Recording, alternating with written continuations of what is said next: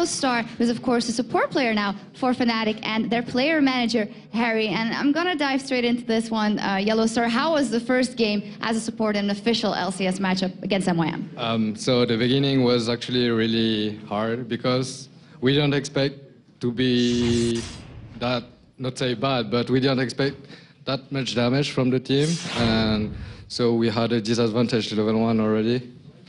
You still pulled through. You brought Ignite to the lane as well. Very aggressive. Is that going to be your style from now on?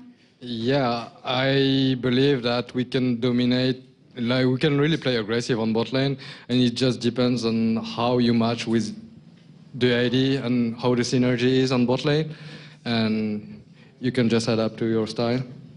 All right. Now, of course, we kept asking you before, how are you dealing with the pressure that Reckles is coming in? But little did we know that you had this swap prepared. Or how long did you know that this was going to happen, or that you might need to change roles? So actually, I only had pressure at the beginning because I came out of a break, and I actually never thought that Reckless would actually join again the team. But he's a very talented player and really, really good. All right, and Harry, of course, you from a manager perspective, for a lot of people it was quite the surprise that nRated was kicked off the team. How long have you seen it coming, or have you urged them to step up his game? We've spoken a few times as a team about stepping it up a bit and giving everything you can to play and win in the LCS, and unfortunately he wasn't up for doing so, unlike the rest. And after last week when we lost to SK, it wasn't just because we lost to SK and lost the streak, it was the play and the practice before and afterwards that really became too much for us to not do anything about, and we had to make a change.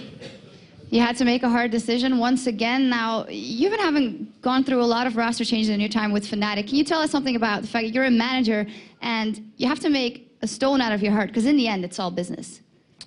Yeah, it's really hard to ask a player to leave the team or tell him, especially when you're living with them now and you're a lot closer with them. We've only really had to do this before with Shushei, who we were a lot closer with, and they'd been through a lot more with him, like winning Season 1. It was very hard to tell him that he's out of the team. With nRated, of course, we were very good friends, and telling him in the house that he needs to not play with us anymore, it's very hard to do. But yeah, you have to be very strong and move forward, because at the end of the day, this is business and there's money on the line, and that's what we're here for. Absolutely. So a question related to that for the both of you. Can you understand that a player would lose motivation after, if you get a spot in the LCS, that is ultimately the goal of everyone who's a professional League of Legends player? I myself can't understand how someone can lose motivation. You're earning a very good salary, you're living the esports dream, and I'm not sure. There should be things that you can do to help yourself to get motivated again, alter your schedule, play different champions for a while or something. I'm not sure, but from my perspective, there's always something you can do to help get motivated again. Yeah. And Bora, what do you think you bring to the lane, with, of course, all the experience you have as an AD carry? You know exactly what Puzu needs? Yeah, so when I was playing AD carry, I could adapt to my support. So either I could play defensive or aggressive. But I believe that you can also adapt with the support, but you have a lot of work to do on lane, and not only on bot lane, because the support has to do a lot, like with the timers, with the calls and stuff. And I think you have to do them.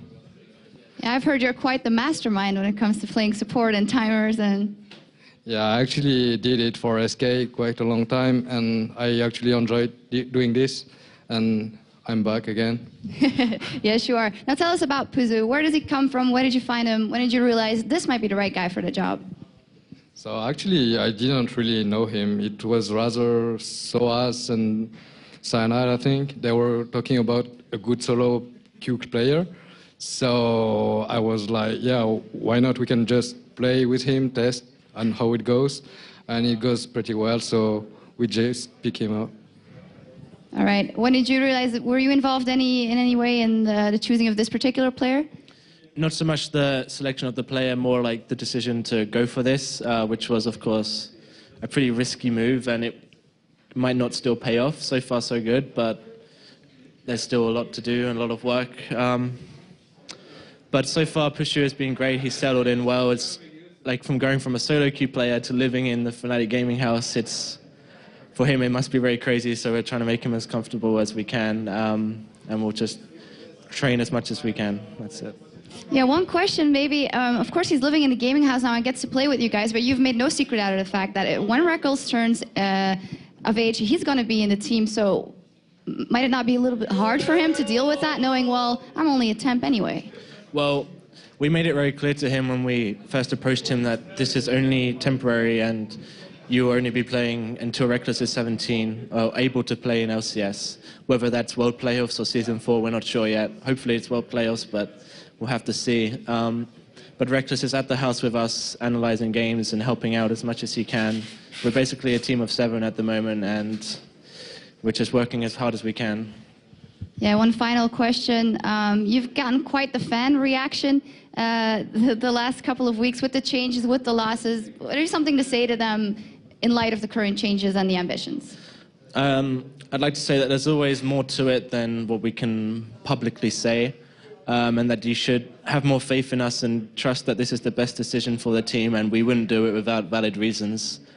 And yeah, I did a retweet not long ago. There's some good stuff going around. We've had it before and we just move on. It's fine. It happens to most teams if they make a change like this, and we'll just hope to prove ourselves worthy of them being our fans. All right, Fnatic fighting. Thank you very much, gentlemen. Now, as for us, it's going to be SK Gaming coming up as they take on Ninjas in Pajamas. And of course, SK has got a dodgy start in the LCS, and they had a recent